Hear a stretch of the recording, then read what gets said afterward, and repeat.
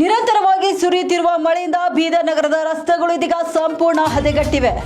ಪ್ರಮುಖ ರಸ್ತೆಗಳಲ್ಲಿ ನೀರು ನಿಂತು ಕೆರೆಯಂತಾಗಿದ್ದು ವಾಹನ ಸವಾರರು ತಮ್ಮ ಜೀವವನ್ನ ಪಣಕ್ಕಿಟ್ಟು ಸಂಚರಿಸುವಂತ ಪರಿಸ್ಥಿತಿ ಇದೀಗ ಬೀದರ್ ಜಿಲ್ಲೆಯಲ್ಲಿ ನಿರ್ಮಾಣವಾಗಿದೆ.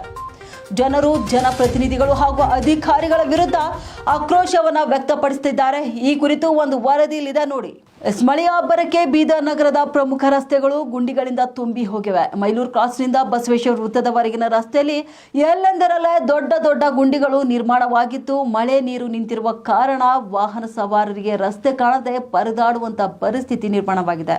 ಇನ್ನು ದಿನನಿತ್ಯ ನೂರಾರು ವಾಹನಗಳು ಇದೇ ರಸ್ತೆಯಲ್ಲಿ ಸಂಚರಿಸುತ್ತಿದ್ದು ಸಣ್ಣ ತಪ್ಪಾದರೂ ಕೂಡ ಅಪಘಾತ ಸಂಭವಿಸುವಂತ ಆತಂಕ ಇದೀಗ ಬೀದರ್ ಜನರಲ್ಲಿ ಎದುರಾಗಿದೆ. ರಸ್ತೆಗಳ ದುಸ್ಥಿತಿಯಿಂದ ಸಾರ್ವಜನಿಕರು ತೀವ್ರ ಅಸಮಾಧಾನ ವ್ಯಕ್ತಪಡಿಸುತ್ತಿದ್ದಾರೆ. ಕೂಡಲೇ ರಸ್ತೆ ದುರಸ್ತಿ ಕಾಮಗಾರಿ ಕೈಗೊಳ್ಳುವಂತೆ ಅಧಿಕಾರಿಗಳು ಹಾಗೂ ಜನಪ್ರತಿನಿಧಿಗಳಿಗೆ ಆಗ್ರಹಿಸಿದ್ದಾರೆ.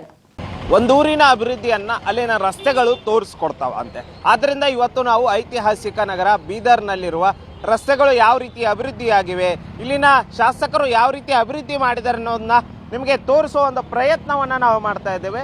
ಬೀದರ್ ನಗರದ ಬಸವೇಶ್ವರ ವೃತ್ತದಿಂದ ಏನು ಮೈಲೂರು ಕ್ರಾಸ್ ಕಡೆ ಹೋಗುವ ಅಥವಾ ಗುಂಪಾ ರಿಂಗ್ ರೋಡ್ ಕಡೆ ಹೋಗುವ ರಸ್ತೆಯಲ್ಲಿ ನಾವಿದ್ದೇವೆ.